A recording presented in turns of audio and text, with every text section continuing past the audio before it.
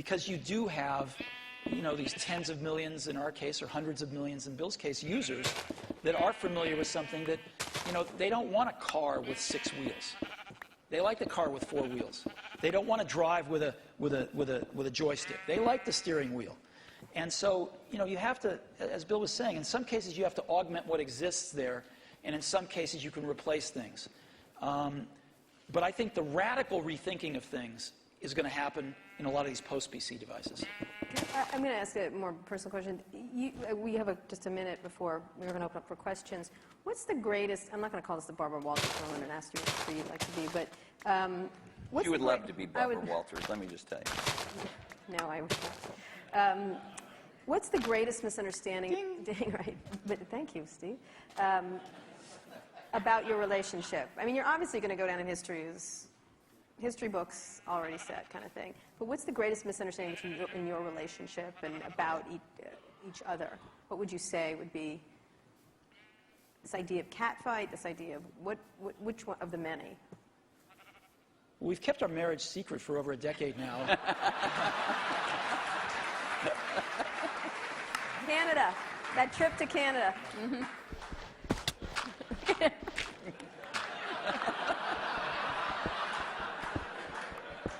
Was there? I don't think either of us have anything to complain about in general. And I know that the projects, like the Mac project, was just an incredible thing, a fun thing where we were taking a risk. We did look a lot younger in that video. We did. You looked 12 in the first one. That's how I try and look. I was 12. But, no, it's been fun to work together. And I actually kind of miss some of the people aren't around anymore. People come and go in this industry. It's nice when somebody sticks around and have some context of all the things that have worked and not worked. And the industry gets all crazy about some new thing. There's always this paradigm of the company that's successful is going to go away and stuff like that. It's nice to have people seeing the waves and waves of that, and yet been willing, when it counted, to take the risk to bring in something new. Has it been important? One last question, and then we'll go to the audience. He didn't answer us because he just said this. I haven't answered. He only talked about his secret gay marriage. Yeah. So. I thought that was your answer. No, that wasn't my answer.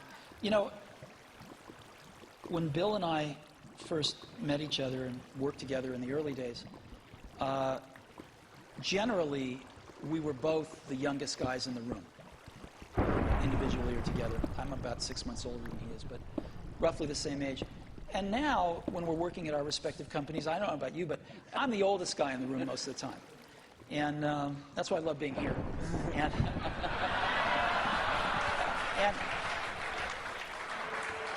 so, happy to oblige. Happy to oblige. And I think of most things in life as either a Bob Dylan or a Beatles song. But there's that one line in that one Beatles song, you and I have memories longer than the road that stretches out ahead. And that's clearly true here.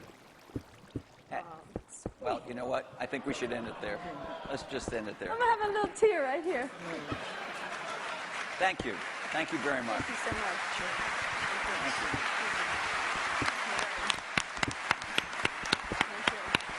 We're going to ask you questions. Sit down. Oh, standing O. Thanks.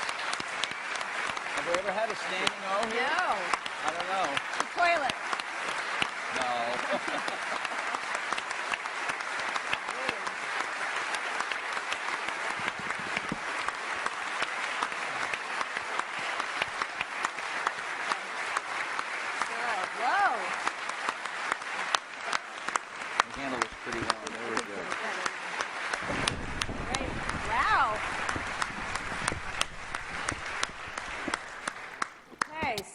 Some audience questions. Questions. Can we have the lights? Roger Mack from Elevation Partners. Hey guys, that was incredible. Thank you very much. We've got a big election coming up next year. I'm curious if there are any issues that you see in Silicon Valley that we all ought to be focused on communicating effectively to the next potential president of the United States? That is any common ground that we share, because it's weird. You don't actually hear any issues that people are talking about right now. And I'm curious if you guys have any in mind. Well, certainly education is one that I'd put at the top of the list. Are there technological solutions right now that they could do something about, or is that just sort of like... No,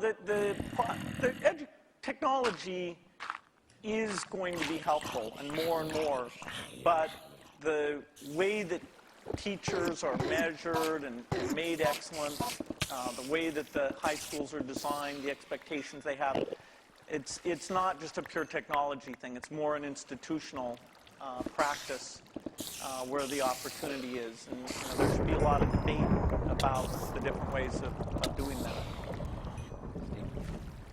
Boy, we've got some pretty big problems, and I think most of them are much bigger than anything Silicon Valley can contribute right now to solve, so hopefully some of those will get solved. I also think we underestimate how much all of our industry depends on stability.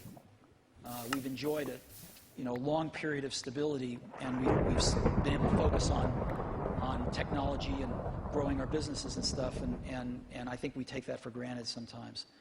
One of the more interesting areas that we all suffer from, of course, is in the area of energy dependence. And there's a lot of work going on, I know, a lot of investing going on anyway. I don't know if the results are there, but a lot of investing going on in alternative energy. Maybe Silicon Valley for the small worlds.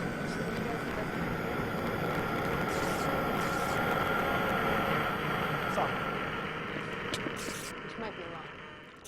And you? Exactly. $1 billion here or there. Steve, Steve, are you investing in that area? No. Or just a Prius. Yeah, just appreciating it. Over there? Hi, Don Eklund, Sony Pictures. My question is really, at what point is there too much diversity? It was talked about a few times in the discussion, the fact that now microprocessors are very low cost, memory's low cost, software is ubiquitous. But my life has been made better by standards like coding standards, network standards, and it seems like we're reaching a point where diversity is starting to take hold to a point where we're not going to be able to have the kinds of convergence devices that I think everyone would really be able to appreciate. And I'm wondering, is this going to be like healthcare or mass transit, where you just can never put it back in the bottle again? And I'd like to get your perspective on that. If there's still an opportunity to have some grand convergence devices that can really simplify people's lives and enrich their lives. Steve? Well, I think Bill and I would agree that we can get it down to 2. No, I think it's hard to limit imagination and innovation. I think there's always going to be a bunch of new great things, and I think that's part of what we put up with to get the innovation. We put up with a little bit of aggravation to get the innovation. And I think the marketplace is awfully good at allowing diversity when it should and then getting rid of it when it shouldn't. And then letting it come back sometimes. Yeah. Well, yeah. I mean in terms of standards and things. The internet standards have been incredibly powerful, video formats, things like this. And so I don't see things that are going to really hold back a convergence device. Sure, there's a lot of wireless approaches, but that's pretty healthy right now. They each have various merits. A few of them will end up overlapping the other ones and kill the other ones out. But I think the industry's done very well at latching on to standards for the things that there were no longer any innovation in, and then focusing on the places where it wasn't clear which approach was best. Jesse? I'm Jesse Kornbluth, headbutler.com. Because you're not the youngest guys in the room anymore, it's perhaps appropriate to ask you a question about legacy, each of you. Bill, even your harshest critic would have to admit that your philanthropy work is planet-shaking, incredible, and could be, if you make it, a second act so amazing that it would dwarf what you've actually done at Microsoft.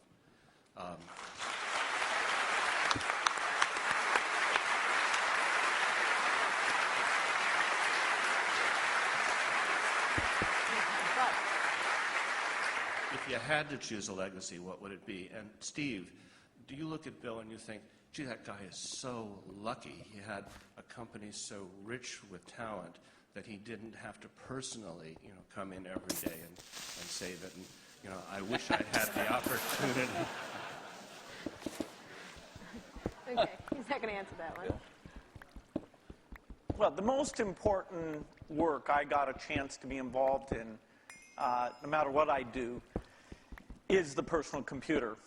That's what I grew up, my teens, my 20s, my 30s. I even knew not to get married until later because I was so obsessed with it. That's my life's work. And it's lucky for me that some of the skills and resources, but I'd put skills first, that I was able to develop through those experiences can be applied to the benefit of the people who haven't had technology, including medicine, working for them. So it's an incredible blessing to have two things like that. But the thing that if you look inside my brain, it's filled with software and, the magic of software and a belief in software. That's not going to change. So your question was about whether I wish I didn't have to go into Apple every day? No, if you envy Bill a bit, this second act that he has. Oh, no, I think it's I think the I don't want world's to do anything else. But I think the world's a better place because Bill realized that his goal isn't to be the richest guy in the cemetery. Right? That's a good thing. And so he's doing a lot of good with the money that he made. I'm sure Bill was like me in this way. I mean, I grew up fairly middle class, lower middle class, and I never really cared much about money. And Apple was so successful early on in life that I was very lucky that I didn't have to care about money then. And so I've been able to focus on work and then later on my family. And I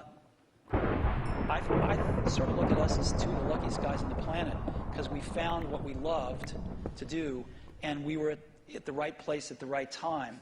And we've gotten to go to work every day with super bright people for 30 years and do what we love doing. And so it's hard to be happier than that.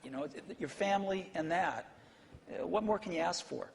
And so I don't think about legacy much. I just think about being able to get up every day and go in and hang around these great people and hopefully create something that other people will love as much as we do. And if we can do that, that's great. Stephen, Bill, Rob Kelly, with my business partner. We've got a 100-person internet media business. I'm wondering what would be the single most valuable piece of advice you would give us to even attempt to create some of the value that you guys have done in both your very impressive companies. I think actually, maybe in both cases, correct me if I'm wrong, the excitement wasn't really seeing the economic value. Even when we wrote down at Microsoft in 1975, a computer on every desk and in every home, we didn't realize, and we'll have to be a big company. Every time I thought, oh God, can we double in size? Geez, can you manage that many people? Will that feel fun still? And so every doubling was like, okay, this is the last one. And so the economic thing wasn't at the forefront.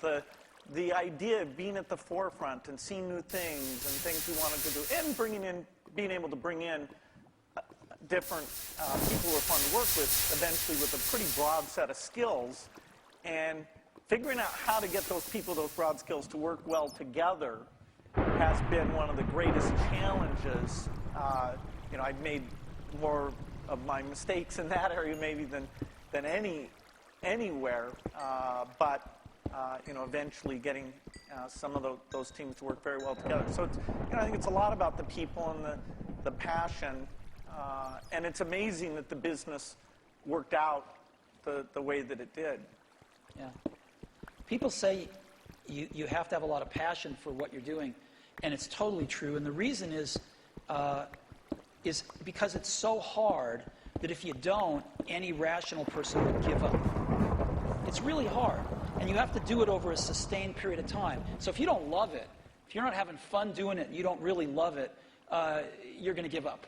And that's what happens to most people, actually. If you really look at the ones that ended up being successful, unquote, in the eyes of society and the ones that didn't, oftentimes it's the ones that are successful loved what they did so they could persevere when it got really tough.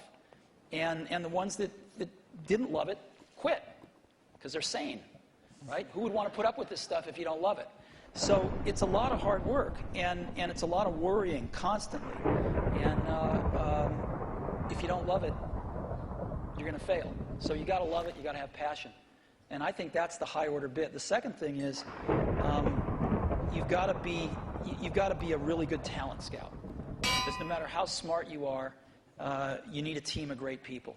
And you've got to figure out how to size people up fairly quickly, make decisions without knowing people too well, and hire them and see how you do and refine your intuition and be able to help build an organization that can eventually just build itself. Because you need great people around you. Thank you. Liz. Liz Beyer, question, I guess it's historical curiosity. You approached the same opportunity so very differently. What did you learn about running your own business that you wished you had thought of sooner or thought of first by watching the other guy? Oh, I'd give a lot to have Steve's taste. He has natural, not a joke at all. I think in terms of intuitive taste, both for people and products. We sat in Mac product reviews where there were questions about software choices, how things would be done, that I viewed as an engineering question, and that's just how my mind works. And I'd see Steve make the decision based on a sense of people and product that it's even hard for me to explain. The way he does things, it's just different. And I think it's magical. And in that case, wow.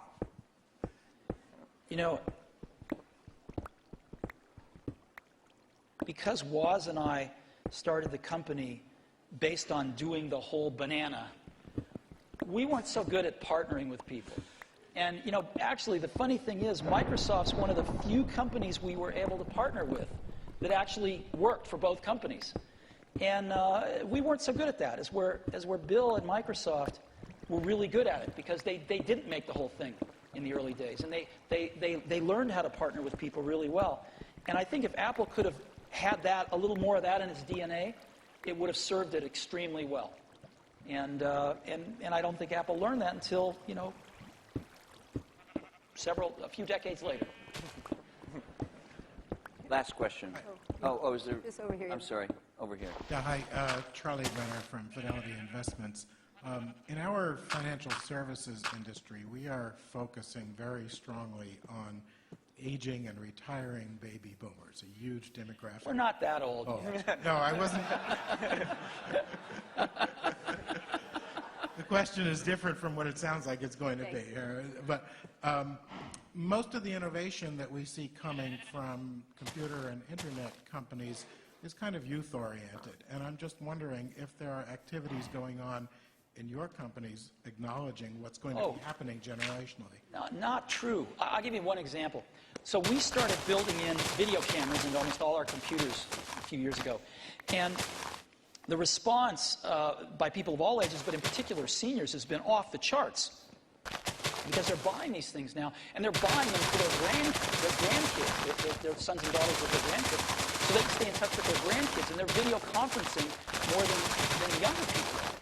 And it's incredible what this has done. So that's just one simple example, but there's like dozens of them that have clicked with seniors that are living in the country who want to stay in touch with extended families and do other things like that.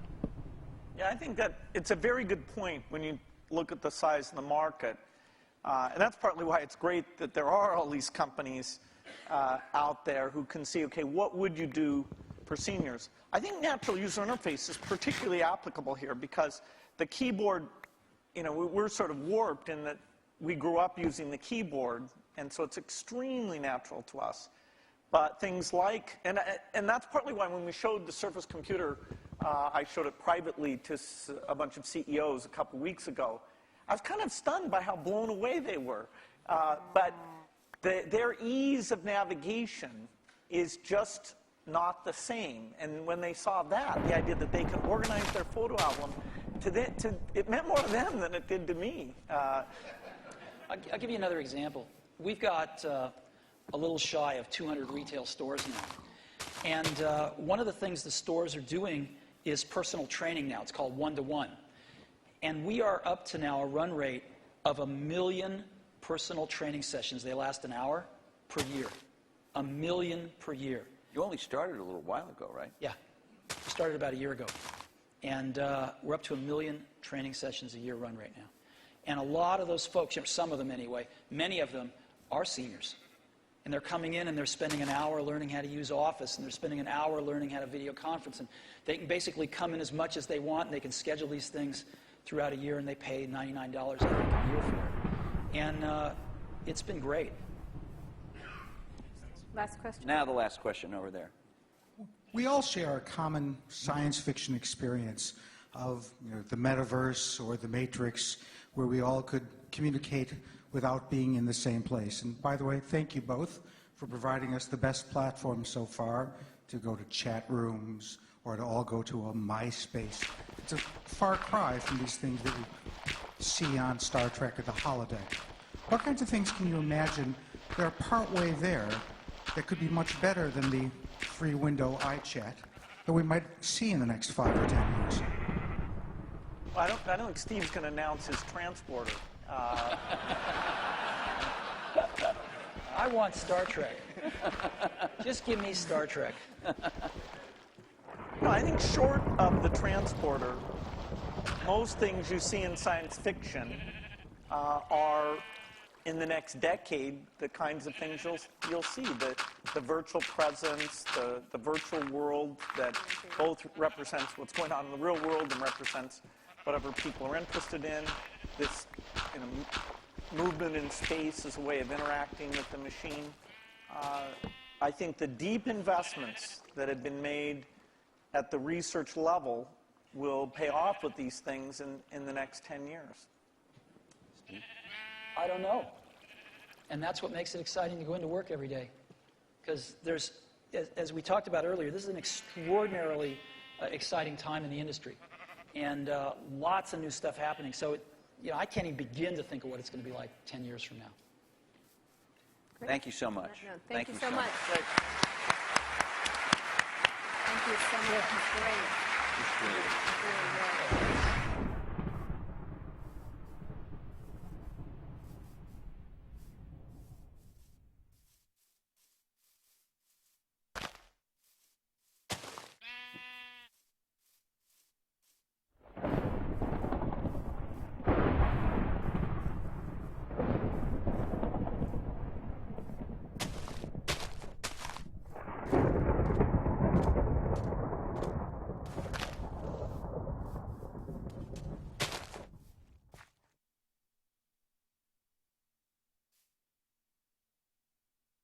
He is considered the father of the digital revolution, a master of innovation, and a design perfectionist. He had a net worth of over $8 billion in 2010. He's one of my personal favorite entrepreneurs of all time. He's Steve Jobs from Apple, and here are his